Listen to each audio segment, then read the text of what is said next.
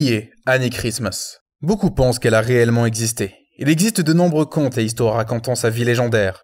Dotée d'une beauté frappante et d'une très belle peau, Annie Christmas était soit capitaine de bateau à vapeur, soit cheminot, selon l'histoire. Appelée la plus grande femme de la Louisiane, elle eut plusieurs fils et sa grande force était connue dans le monde entier. Certaines versions de son histoire disent qu'elle tomba amoureuse d'un capitaine de bateau à vapeur, tandis que d'autres disent qu'elle n'a jamais été mariée, ou alors qu'elle aurait été veuve pendant la majeure partie de sa vie. Pourquoi on parle encore d'Annie Christmas aujourd'hui? En effet, Annie Christmas pouvait battre n'importe quel homme, y compris les brutes et les voyous. Elle était complètement autonome et pouvait se protéger et protéger les autres mieux que n'importe quel homme.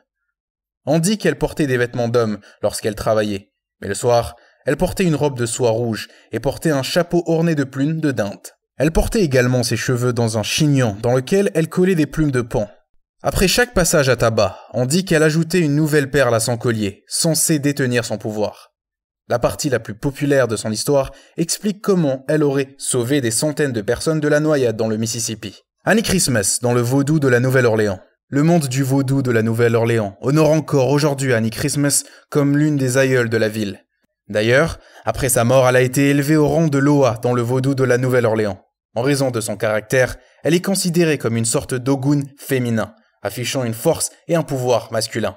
On dit que personne ne peut apprivoiser Annie Christmas et personne ne peut apprivoiser le Mississippi.